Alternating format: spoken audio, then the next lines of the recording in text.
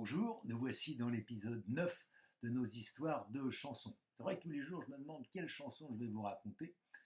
Alors, quelquefois, j'en mettrai des peut-être moins connues, mais peut-être pour vous les faire découvrir. Aujourd'hui, on reste dans le classique, puisque c'est Elvis Presley et Suspicious Minds, un titre imprononçable, en 1969. Pour le King, les années 60 à 68 ne sont pas les meilleures. Son service militaire en Allemagne, même s'il lui donne la bonne image du brave petit Américain, cet éloignement nuit à sa carrière.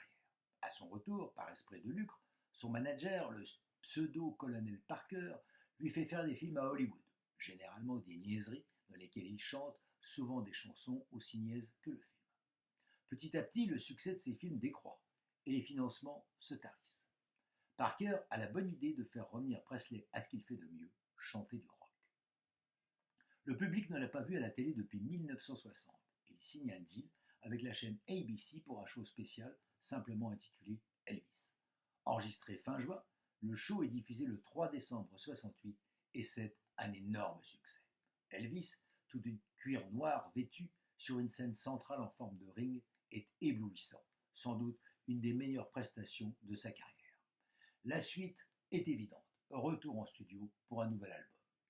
Le choix se porte sur l'American Sound Studio de Memphis, la ville d'Elvis, un studio qui a son propre groupe maison.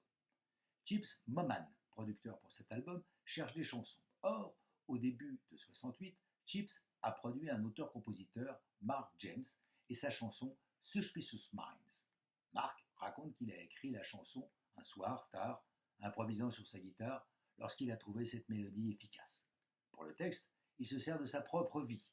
Marié, il a toujours en tête son premier amour de jeunesse.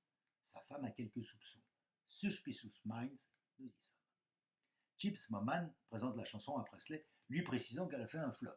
Mais tout de suite, Elvis s'emballe et dit « Moi, je vais en faire un hit ». Il l'enregistre le 23 janvier 69, entre 4h et 7h du matin, son horaire favori. Il faut 8 prises au groupe et à Elvis pour mettre en boîte Suspicious Minds. À sa sortie, c'est un hit colossal, se classant numéro 1 aux États-Unis, position qu'Elvis n'avait plus occupée depuis 7 ans. C'est son 18e numéro 1 dans son pays, mais c'est aussi le dernier, du moins de son vivant. Chanté par Elvis, Suspicious Minds va apparaître 3 fois dans l'hit, avec cette première version en 69, puis en 2001, une version live enregistrée à Las Vegas en 70, et une troisième fois en 2007, lors d'une réédition à l'occasion du 30e anniversaire de la mort d'Elvis. De nombreuses reprises en ont été faites. Waylon Jennings en a fait un hit country, et les Anglais de Fine Young Cannibals en font un très gros succès en 85.